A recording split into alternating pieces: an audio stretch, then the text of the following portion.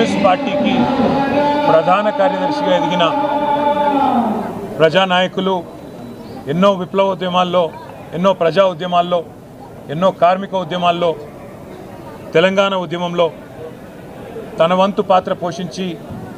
చిరస్మరణీయమైన ముద్ర వేసుకున్న మహనీయులు పెద్దలు సురవరం సుధాకర్ రెడ్డి గారి మరణం మా అందరినీ కూడా తీవ్రమైన ఆవేదనకు, తీవ్రమైన దిగ్భ్రాంతికి గురిచేసింది. వారు అంచెలంచెలుగా ఒక విద్యార్థి నాయకుడిగా తన ప్రస్థానాన్ని ప్రారంభించి ఒక జాతీయ పార్టీకి జాతీయ స్థాయిలో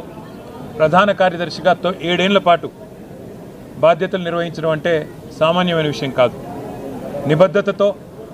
మొదటి నుండి ప్రజల పట్ల ఒక స్పష్టమైన ప్రజా సమస్యల పట్ల ఒక స్పష్టమైన అవగాహనతో అన్ని ప్రజా సమస్యల విషయంలో కూడా క్రియాశీలంగా వ్యవహరించిన సురవరం గారు మన మధ్య లేకపోవడం అనేది ప్రజా ఉద్యమాల్లో పనిచేసిన ప్రతి ఒక్కరికి కూడా తీరని లోటు. ముఖ్యంగా తెలంగాణ ఉద్యమానికి సంబంధించిన మాట మాట్లాడాల్సి వస్తే ఆనాడు కమ్యూనిస్ట్ పార్టీ ఆఫ్ ఇండియా ముందుకు వచ్చి పెద్దలు ప్రణబ్ ముఖర్జీ గారి కమిటీ ఆనాడు కేంద్ర ప్రభుత్వం ఏర్పాటు చేస్తే యూపీఏలో